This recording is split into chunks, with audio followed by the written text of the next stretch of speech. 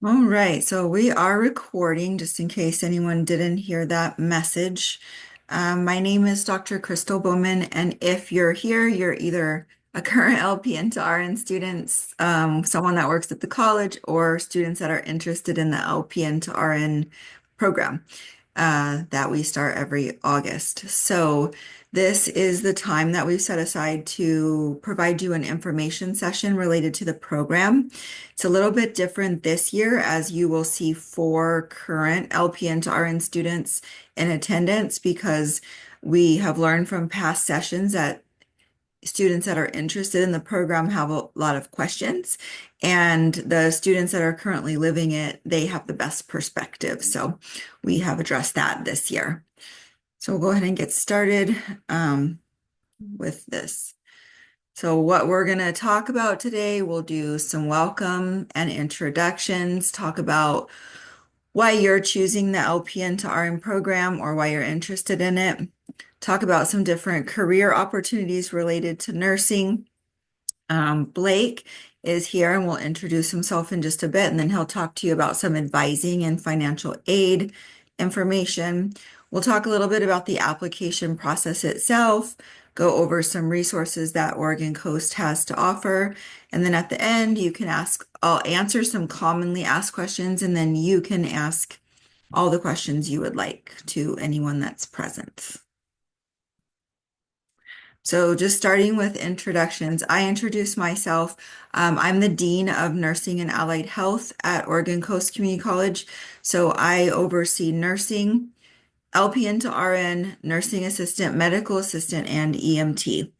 And there is a wealth of faculty that are involved. We have Professor Sky, if you want to introduce yourself next. Hi, I'm Professor Sky. I primarily teach the first year students, but I do occasionally do some things with the second year LPNs lab. Definitely, if you join, I'll be seeing you in the summer session that we do before the program starts. Yes.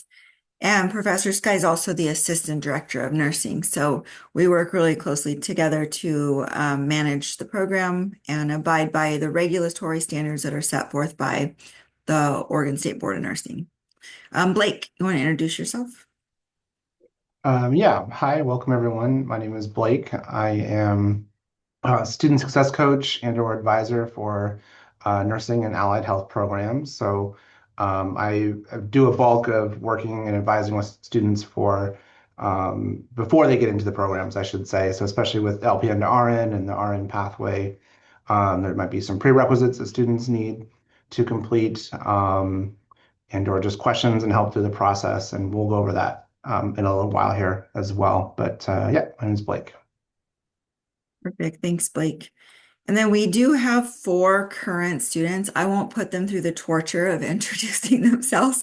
They don't always love that when I make them do that. But we have Janet, Austin, Jamie, and Taylor here, and they have already completed the first term of the LPN to RN program. They have been through this process last year around this time, and they can give you all kinds of insights when we get to the question and answer session. Or if you guys, at any time, if anyone wants to jump in and add information, please feel free. This is a completely informal session. So if you have a thought you want to share and you don't want to lose it, then feel free to just jump in. So the first thing I always like to know is why the LPN to RN program. For those of you, I think there's only two of you here that are interested in the program. So what is one word that best illustrates why you want to enter the LPN to RN program? So it looks like it might just be Virginia.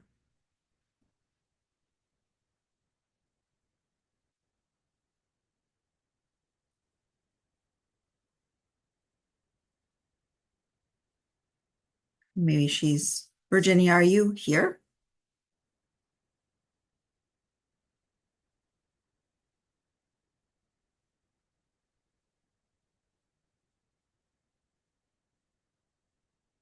Okay.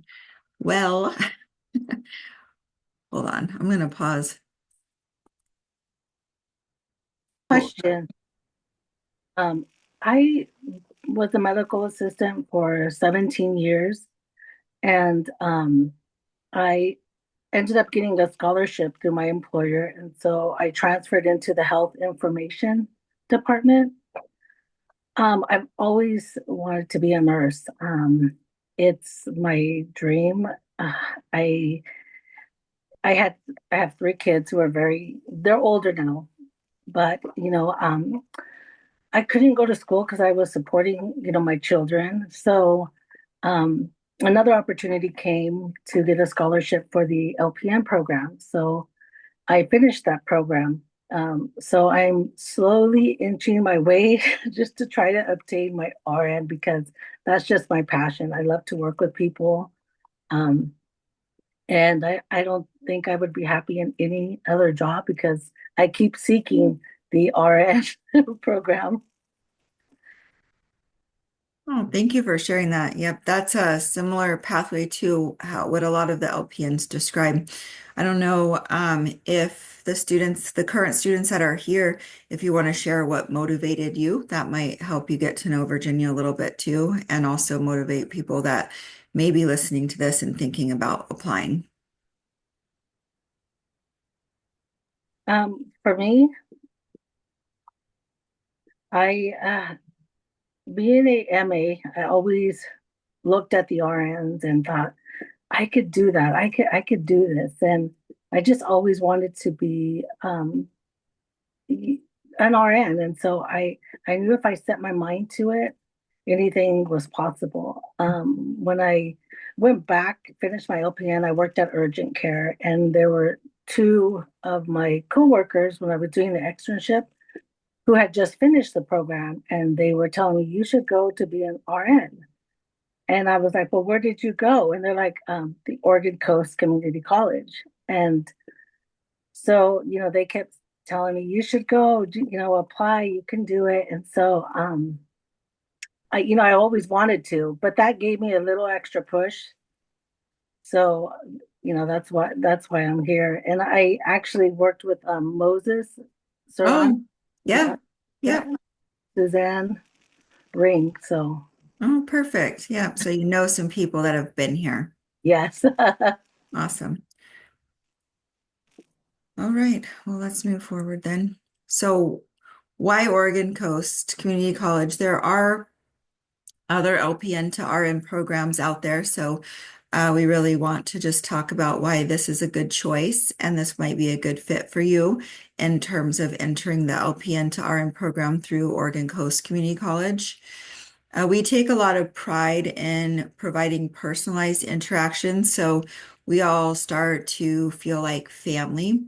I know myself, I teach in second year, along with Professor Casey Lamp is my co-teacher for second year. So we really like to get to know things about you, get to know different details. I like to run classes like a dialogue.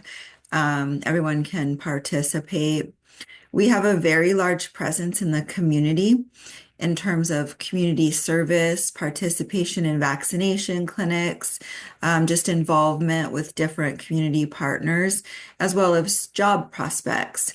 We like to tell students that the second that they start the program, they're starting the longest job interview of their life because it is a job interview until the day that you graduate and then decide where you want to seek employment as a registered nurse. We have a community service as a requirement within the program. So every student, except for the very last term, which is your capstone term, is required to do 24 hours of community service within their community. We have an open door policy. We have a mentorship program as well, which helps our open door policy. We have a designated nursing advisor. So you'll hear this talk about this a couple of times throughout this presentation, but Blake is the student success coach for nursing and allied health. And then once you're admitted into the program, you have a designated nursing advisor. That is Professor Seiler. So she works really closely with you as well, just making sure that we keep an eye on things, that we're here to support you and make sure that we address any barriers to your success within the program. Our cost is less than other colleges, obviously less than other colleges where you might not have the reduction in barriers that we have. What that means is that we spend a lot of time trying to figure out the barriers that LPNs have in getting into programs. And I think the current students might be able to talk a little bit about this too, but other programs still require you to take math and science within a 10-year period, 7 or 10-year period of time, and we don't do that. We have no expiration date on your prerequisites. So if you took a math class 10 years ago, we're still going to take it as a prerequisite.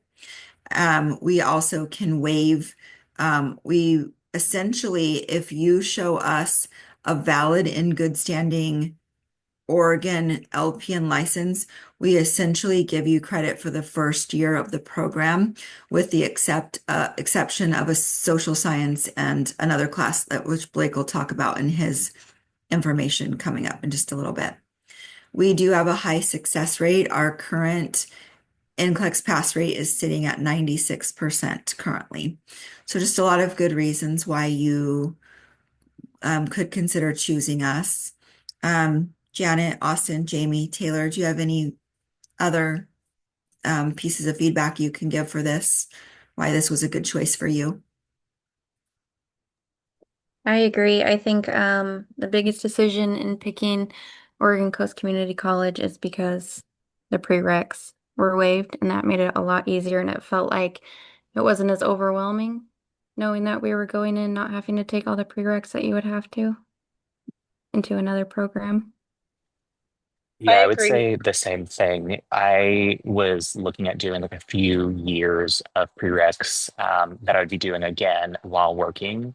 And so this was just had a lot less barriers and gave me credit for the work I'd already done, which was really nice. Yes. I agree as well. And having the online learning helped me quite a bit as well. So far, having the flexibility with my schedule, like everybody said, not having to redo my prereqs, and with me being up in Austin and I up in Portland, there's not very many schools here that will that make it easy as a process to do this. Yes, thank you. Yes, and I didn't mention the last line. So hybrid approach to theory. We currently have a class of 53 students in second year. So there's no single college classroom that will support a class of 55 students. So we do the theory portion of class via Zoom. So that's Monday and Tuesday mornings from 9 to 11:50 is the theory part of class. So that's via Zoom. And then, of course, there's an expectation to drive for lab, simulation, and clinical, which we'll get into in a little while. So nursing as a career, just a little bit of information. Obviously, if you're an LPN, you're already working as a nurse and making a career out of it. But we like to just give you some information on future projections of registered nurses and their wages. Oregon is actually one of the top wage states for registered nurses.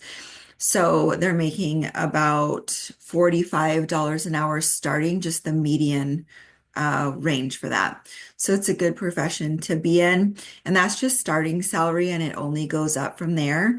And then some hospital systems pay more and some pay less. I do know that the Samaritan Health Services starts their new grad nurses out at a very nice wage, very, very competitive. Nursing is growing, despite the fact that we're admitting more and more nursing students over time. There is still a huge need and a shortage of nurses. It's expected that nursing will continue to grow 16.7% for the next 10 years. That is largely in part to the fact that our population is aging. For the first time in history, we have more of an older adult population than we have babies being born. So there is that shift in generational structure, which is facilitating the nursing shortage. And when you talk about a population aging, that's also our nursing population aging. So nurses are retiring, and there's a need to fill those retirement roles. Advancement, it doesn't stop here. You'll be entering the RN program, so you'll already have an LPN. You'll be earning an RN degree, and you can only advance from there if that's what you choose to do. The next step after the RN degree would be the BSN degree. And Oregon Coast has joined a consortium of 6 other colleges to offer our own BSN degree. And that is starting in the fall of 2026. The admissions information goes up on our website in January, and the application will open for 2 weeks in June for an August start date. So that's really exciting that we'll be able to confer our own bachelor's degree. Like Taylor said, we also make this one easy. It's an online bachelor's degree with the exception of your capstone course, and we try to place you within your community. With experience, registered nurses can advance to charge nurse positions or other positions with the BSN degree, and then also many management level nursing jobs. And our BSN degree is going to be a little bit different.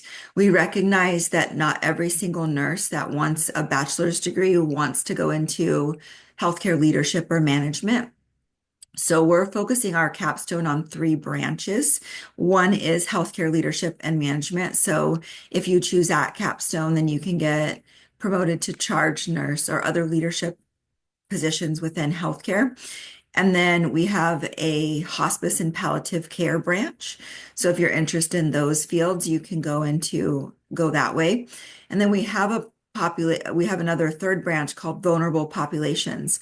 So that's focused on community health, public health, adults in custody, the houseless population, situations like that where we recognize that people don't necessarily want to be a leader or manager in hospital or outpatient settings. And then after that, there's always graduate degrees, nurse practitioner pathway, nurse midwife, nurse anesthetist. These specialties require an RN degree, a bachelor's degree, or some type of a bridge, maybe an RN to MSN degree. Those are out there as well. It's also a good time to mention that we have concurrent enrollment programs as well. We have one existing still with Grand Canyon where you don't have to wait to start your bachelor's degree. You could feasibly start with Grand Canyon concurrently earning your bachelor's degree while you're taking your LPN to RN courses. Now, there might be a discussion to be had about caseload and workload during that time frame, and the LPN to RN students could answer workload questions and concerns later in this presentation.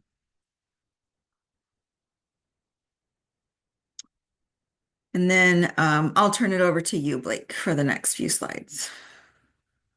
Okay, sure. Yeah, so I kind of said it. I'll just kind of reiterate that. So before you're accepted into the program, I'm definitely a point person as far as everything that's related to getting into the program. For a lot of students, that means taking some prerequisites and working towards that.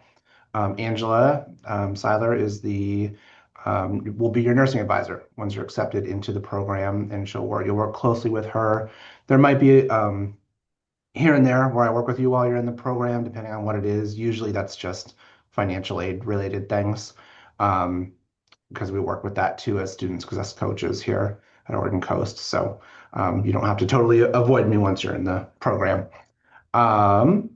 So as far as students that are preparing, prospective students that are working towards applying for the program.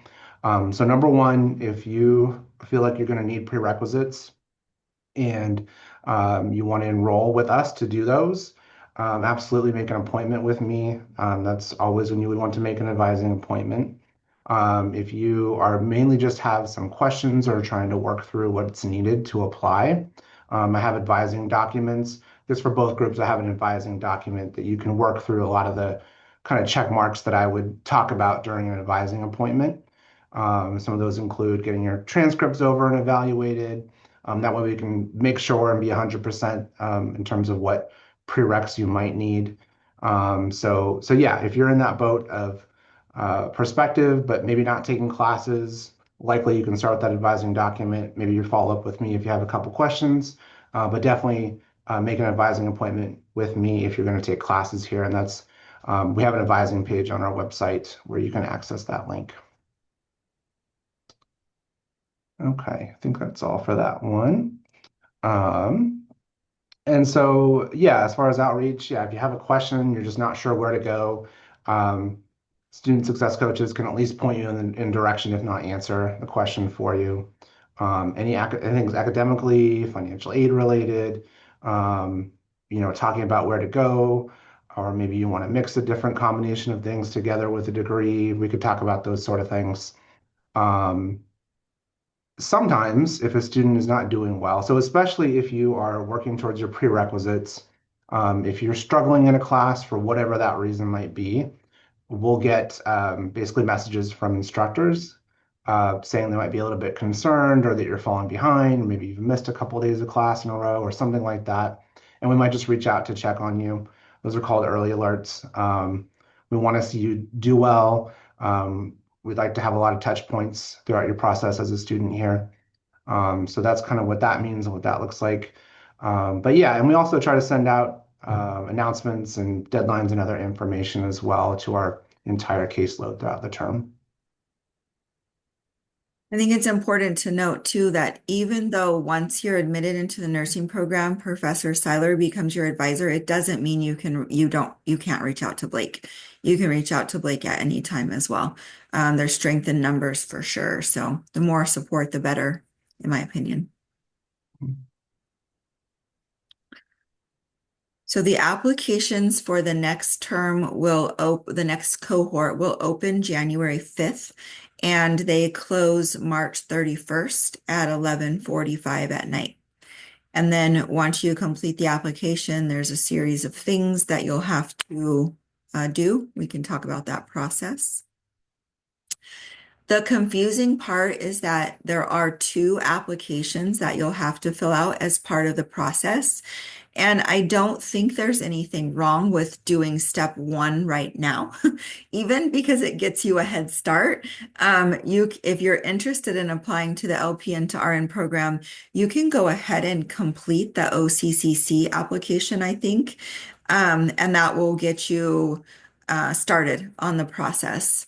You would put general studies as your program if the LPN to RN application isn't open yet, which it won't be till January 5th. And then I know like Blake does a lot of work switching people over to nursing when it's time. And then, like Blake said, there's a process that you have to complete. You do have to send a transcript request, and the link to that is on our website under Student Affairs. And then that process of applying will also activate an OCCC student email, which is how we prefer to communicate during the process, because communicating outside of an OCCC email, it can create the possibility for some type of FERPA violation, which we like to avoid. And then on January 5th, when the application opens, it will be available on the nursing webpage. There is an application fee of $200. That is for all the processing. And it also pays for your entrance exam that you will have to take as part of the process. The admission is based on a point system, which I'm going to talk to you about in just a minute. And then once you're accepted into the program, there'll be other things you have to provide, like a background check and a drug screen and all your vaccinations and your CPR. Blake, did you want to say anything else about the OCCC application itself that I may have missed? Yeah, maybe just a couple short points. I just want to highlight the regionally accredited institutions. We get that question a lot, especially for LPN to RN pathway. So if you didn't go to a regionally accredited school and you're worried about that, I think like Pioneer Pacific is an example. There's some other ones. The key point is that you have an active LPN license in the state of Oregon. That's what we're looking for. And then the other 2 classes that we like to talk about are the arts and letters and social science. Those are co-requisites. So they're not required, but highly recommended to take those before getting into the program. But it's not going to stop you from being able to apply if you didn't go to a regionally accredited institution for your LPN. So I just wanted to point that out. And then the student email, I'll just highlight that one more time. Crystal mentioned it, but it's definitely super important to get your application in, get your email set up, and be monitoring that throughout the application process, especially once it closes. Um, Crystal will reach out for like things like scheduling an essay or interview, those sorts of things, and that will go to your student email. So you want to make sure you're monitoring that. Yes, thank you. Those are important points. Blake, you can talk about this one if you want. This is what you Yeah, do. yeah, that's totally fine. So I guess I kind of said it. So as far as the LPN to RN, um, all of these are waived except for the social science and the arts and letters. So those are the two things we'll ask you to send over transcripts and have them evaluated. We're kind of looking for those two classes. So a lot of students have them done, and that's great. It's still good to get those transcript evaluations in and completed. Um, and we can take it from there. But everything else is waived. We're not looking at you'll see like the points for the anatomy series. That's for the 2-year pathway applicants. So really, as an LPN to RN, you're just focusing on having the arts and letters and social science done. You can have a more competitive application if you do by March 31st. Well, there you go. I just said that. You just said that. Yeah, I guess I just said it, huh? Okay. It's repetitive, but I do think it's worthwhile to note, and this is where the current LPN to RN students might have some input. Blake said it earlier, but it is something that Professor Sky and myself will reiterate, is the nursing program is intense. It is a lot of work. So while it's not required for you to have an arts and letters and a social sciences, it's better because you won't have any extra work to do.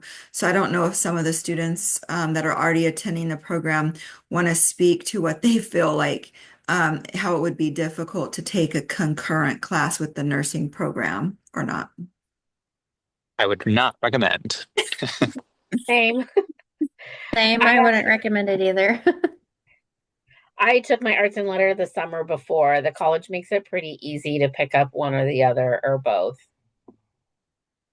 And I know that Blake does a really good job about recommending that too. And he can help you try to figure out those courses and if they're offered during the summer or like from now until summer, because there's still time. Blake, please correct me if I'm wrong, but there's still time to register for a winter class and a spring class.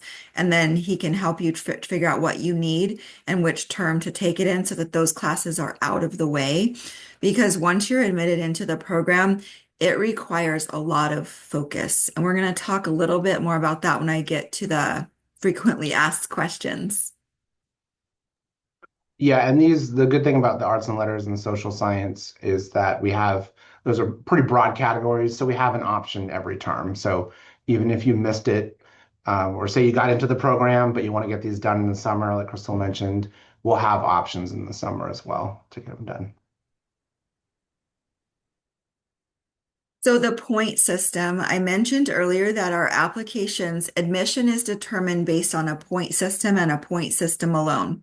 So the more that you do to boost your points, the higher your chances of being accepted into the program. So how it works out is everyone does everything that's expected of them, and the people with the highest points get offered the available seats in the program. And then anyone else kind of just goes on an alternate system based on point structure and where they fall into line. Some of the things that we give you points for, I think I redid this. I think I have them all on here now. So if you have a current professional license, that's a CNA license, an LPN license, if you have certification as a certified medical assistant or an EMT, and then I recently added on QMHA, and you can verify that you've worked 1,040 hours in the past 3 years, you get points for that. That's 10 points for work experience. If you have a previous associate's degree, that's 5 points. If you have a bachelor's degree in any field, that's 10 points. If you have a master's degree in any field, that's 15 points. You do get 2 points for every prerequisite course you may have taken at Oregon Coast, up to a max of 16 points. You will be required to submit a letter of recommendation. That's 20 points. If you don't turn it in, you just don't get the 20 points. And I will tell you that when it came to deciding admission, people that were admitted were separated by 0.75 points to get into the program. It's very competitive for the seats we have available, so every point counts. You will be required to take a Kaplan entrance exam. It's 20 points if you meet the benchmark. If you don't meet the benchmark, you don't get the points. You'll be required to complete an essay. The essay is completed in a proctored online session. It is worth 20 points. You will go complete an interview process that's worth 30 points. Those are scheduled after applications close, not before. So it kind of goes in phases. If anyone that completes the application moves on to the next phase, which is the Kaplan exam. That's why it's so important for you to have an OCCC email. I won't send you any communication to a private email at all. We had some people miss out on an opportunity because they weren't checking their OCCC email, and I can't do anything about that. So make sure that you have that set up and check it regularly to alert you or come to your phone. And then if you don't complete the Kaplan exam, you fall out of the queue because that's a requirement. If you completed the Kaplan exam, you move forward to the essay and the interview portions of the application process. There's also 10 points possible if you have prior military service, if you work within the Samaritan Health Services system, and if you're a Lincoln County resident. So that could be 30 points right now, right there, if you're all of those things, or 20 if you're not, if you don't have military service or whatever. Can I ask a quick clarifying question? Yes, of course. For the essay portion, Mhm. it's proctored online, but is it still required that they come to a campus to do it? Because I think that isn't that how it was last year, or am I forgetting already? Yes. So they Okay. will have to come to to a campus, whether Newport or Lincoln City. Professor Sky and I will schedule that with the other faculty. You'll be in a room where you'll write your essay. You will not know the topic. Thank you for asking this, Blake. This was a widely asked question last time. You'll be in a classroom. We do not give you any prompts before, so you don't get, I won't send you out anything saying this is what you're going to be writing about. You get to the room, you have a certain amount of time. Whoever is proctoring the essay will hand you the pieces of paper that you write on. All you really have to bring with you is yourself and a writing device, and we supply everything else. And then they're graded on a rubric, which is already posted on the website, I believe. I believe I posted that, and if I didn't, I will. On the website too is the point sheet from last year that won't have any significant changes to it, so you can refer to that. And then moving on to just some resources that are available for you at the college. Of course, you have all of us in the nursing and allied health department. You have Blake as your student success coach. We have a library with private study rooms that are first come, first serve. We have math labs. We have some tutoring possibilities. Our students do a really good job. Like, for example, there's a couple of second year students that are going to be offering tutoring services for first year students as part of their community service. And then we have some tutoring structures within the college. We have the mentorship program, which I mentioned earlier. Every single student that's admitted into the nursing program is assigned a faculty mentor, and there are mentorships required around that. You have me as part of the faculty group as well. We have a variety of clubs and activities that are listed on the website. You have the Associate Dean of Student Affairs, which is Ben Kaufman. You have Student Resource Navigator, which is Tracy, and she can help you find funding or funds for certain things. Like I know they have a certain amount of gas cards available. If you have any type of food insecurity issues, she can help you find food. She will educate you on some different food programs, housing programs within the county. We have different committees available. We have a student government, and then we have our college bookstore, which has amazing food. Did I miss anything, Blake, or other students or anyone that you might want to add to this list? That's pretty comprehensive, but I did think of one thing. If students have technology needs, Mhm. if you don't have a laptop, we have both the library and student affairs has a set of laptops that they can loan out Yes. term by term. And so if that maybe you have a laptop and it breaks and it's obviously expensive to replace, whatever it is, you can stop by and see if we have. They tend to go, I guess, somewhat quick. So earlier in the term, the better if you do feel like you need one. Yes, thank you. That's a great point. And we also, our IT department will help you. We use a lot of online applications within the nursing program. So we use UWorld and we use Respondus, and we're going to be using what's called Kaplan iHuman for simulation. And those don't always play well with certain laptops. So Apple laptops are historically problematic, but there's help available and we can walk you through that. And then IT can also help troubleshoot your computers as well. I know quite a few students had to seek some IT support this last term. Yes, and he responds really well to emails very quickly, and he's met students outside of campus to get them help. Yeah. Thank you, Janet. Blake, this is you. Yeah, so financial aid, that's a big one, whether you're working on prereqs or you're going to be in the program. We all mentioned this first really quick. If you did decide you needed some prerequisites and you want to take them for winter, spring, or summer coming up, um, I guess a couple of things. It does need to be part of a bigger degree program to be eligible for financial aid. So some students, maybe they do want to have that backup degree, and we can talk about that. And but if you are going to do it either this winter or spring, it's still the 25-26 FAFSA that you would need to fill out. So I guess keep that in the back of your mind because right now a financial aid website has 26, 27 right there. It's easy to do that and then feel like you did it for this year, but you actually it's for next year. So just wanted to point that out. 25, 26 would be for winter and spring. And then for next year, which starts in the summer, summer is the first term of our financial aid year. And so 26, 27, definitely want to get that done. That will give you the option to potentially have Pell Grants. That depends on the student's financial situation. Also depends on if you have previous degrees or not. If you have a bachelor's degree, you're not going to be eligible for Pell Grants, but otherwise they're going to look at your financial situation, how many credits you've done, some other things. But the sooner you can do that, the better that we have an idea of how much Pell Grant or not you might get.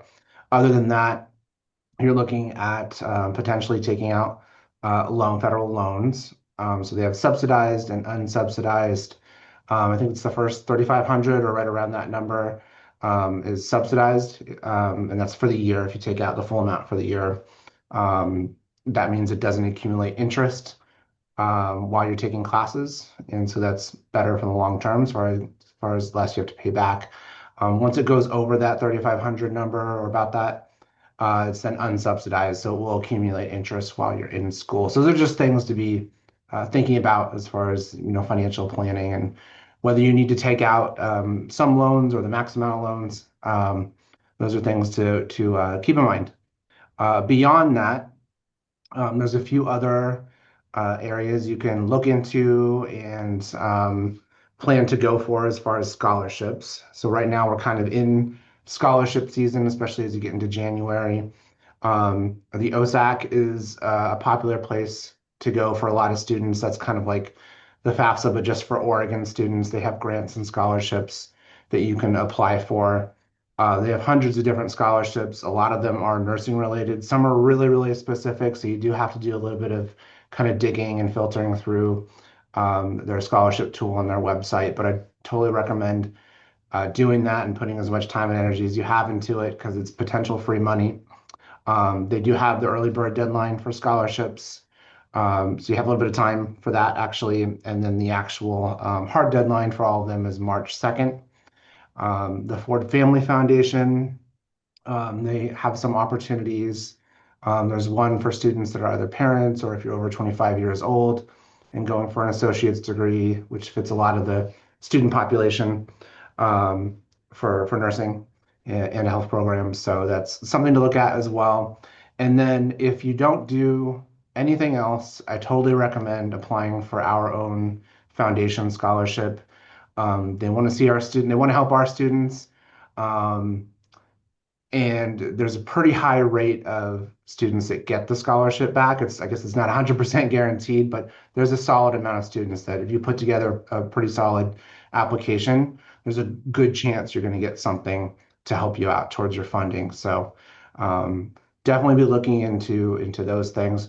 You can look at all of those if you're like on our webpage. There's a student affairs drop down, and then a financial aid or tuition financial aid list, and there's a actual scholarships page, or in our search button, you can put in scholarships. I'm sure the page will come up, and that landing page is what will have our foundation scholarship, which opens in February. So that's a little bit later compared to some other scholarships, but the application will be there for our foundation in February, and then there's the other ones I mentioned are on there, and even more as well. So.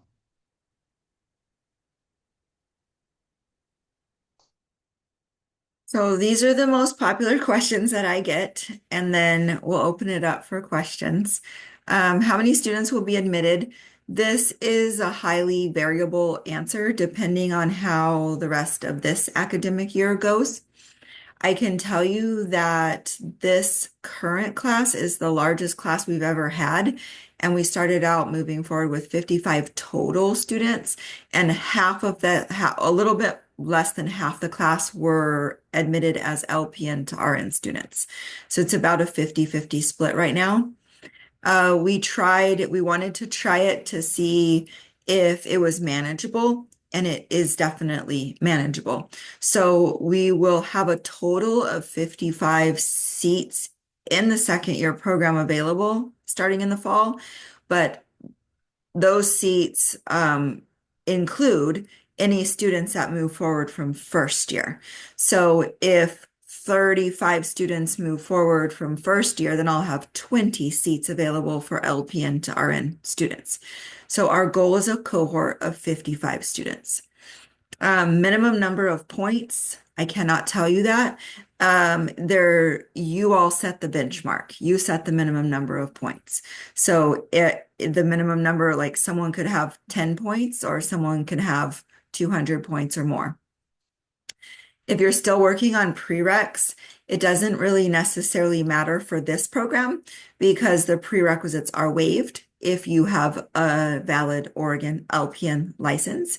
It matters if you don't have an LPN to RN license and you're counting on your prereqs to enter into the second year of the program.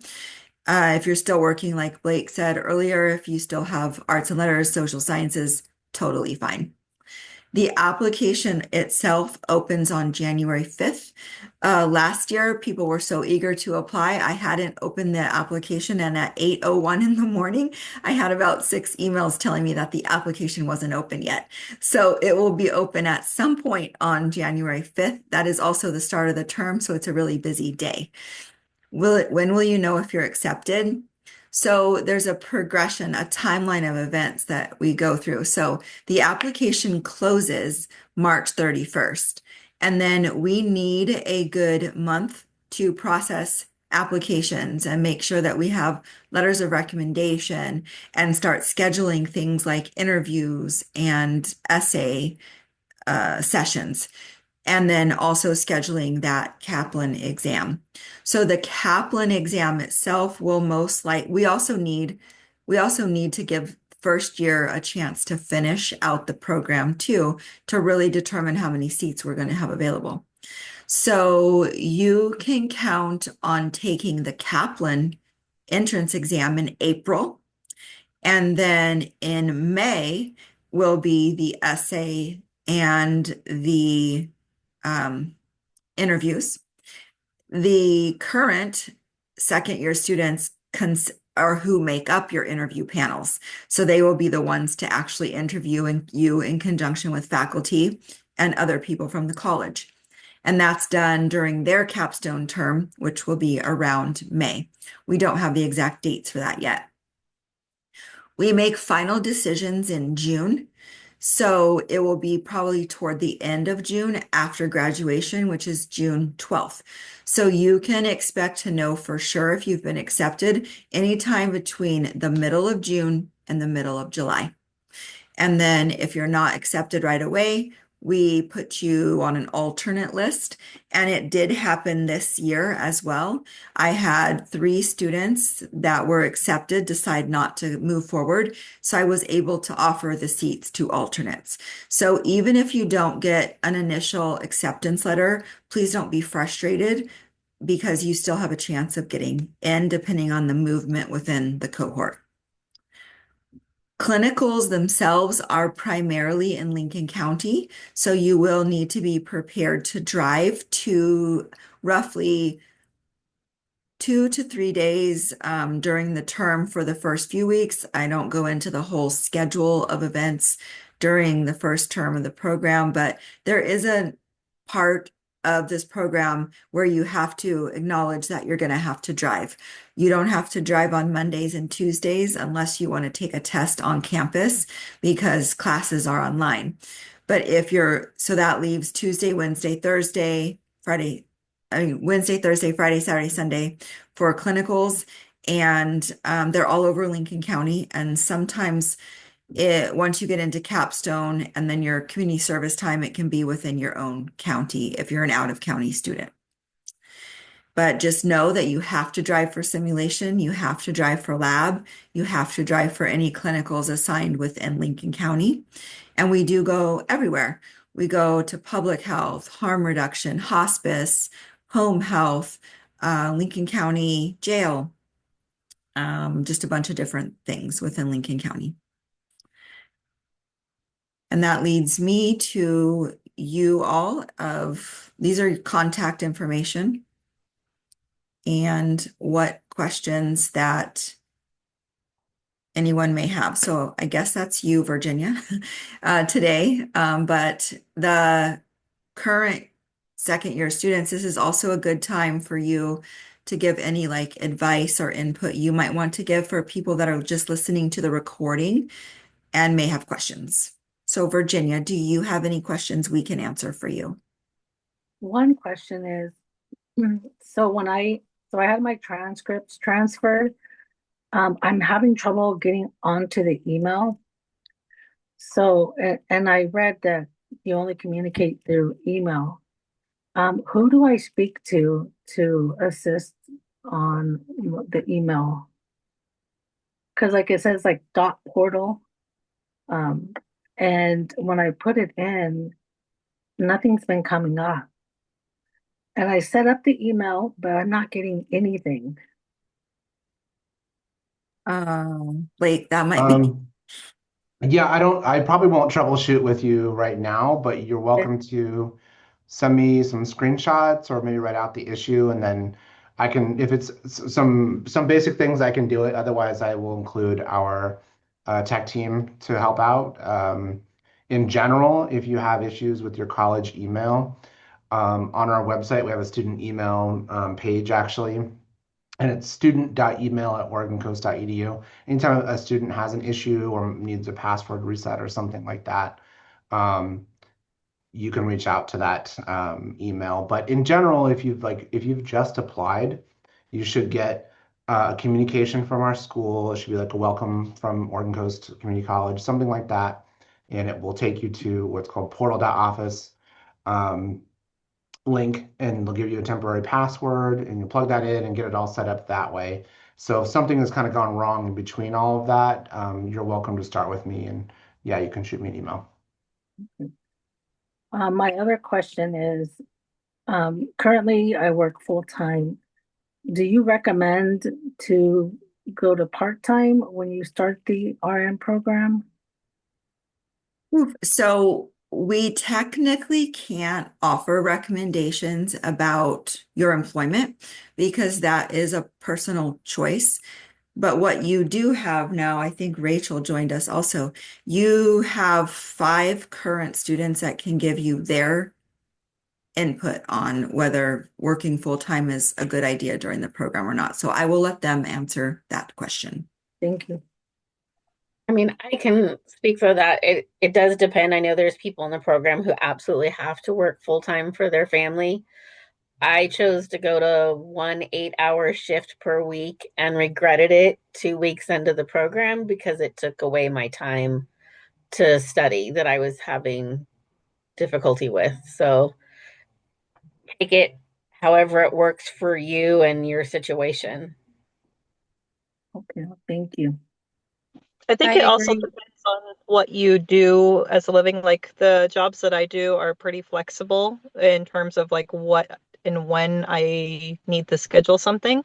So I can make it work around a lot. And then I also work PRN here and there as I need to. I see. Okay. I picked up per diem as well, and I did notice on the days that I picked up and worked, I was a little more overwhelmed. So to me, I was able to work less and it was a lot easier. Thank you. Yeah.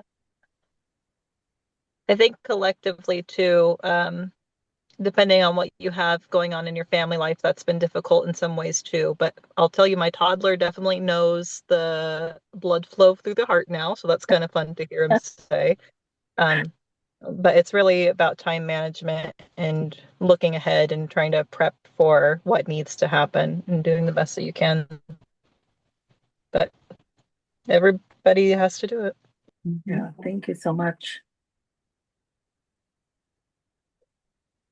I think those are the only questions that come to mind right now. I think as when the application comes out, I'm pretty sure I'll have more questions on, what typically the schedule looks like. So, um, Yep. yeah, Yep. And so once the application opens, feel free to reach out if you have questions regarding the application. Blake, also, please feel free to reach out to him if you need help with the application process or have specific questions.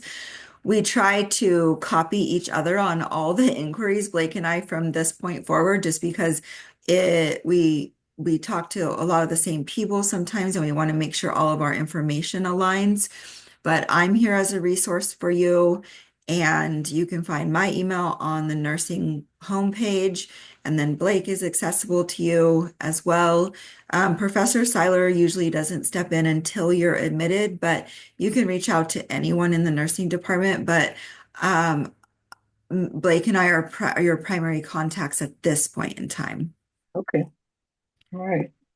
Is there anything that anyone wants to add, Professor Sky, current students, Blake, anything that may be important to hear in this recording for people that may be listening?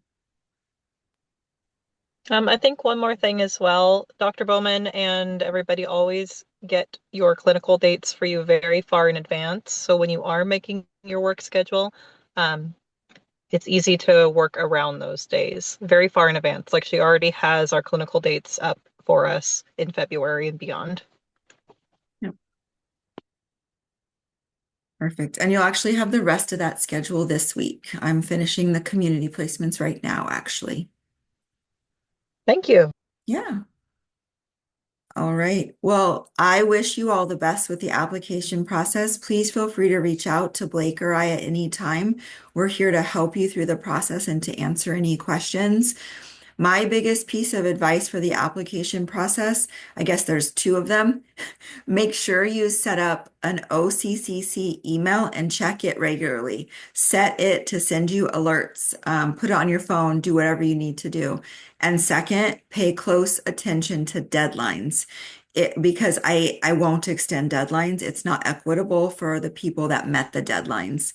So, for example, like if you miss the Kaplan exam, I will tell you, I'm sorry that you missed the Kaplan exam date. Please consider reapplying next year because those just aren't flexible dates in terms of equity with the application process.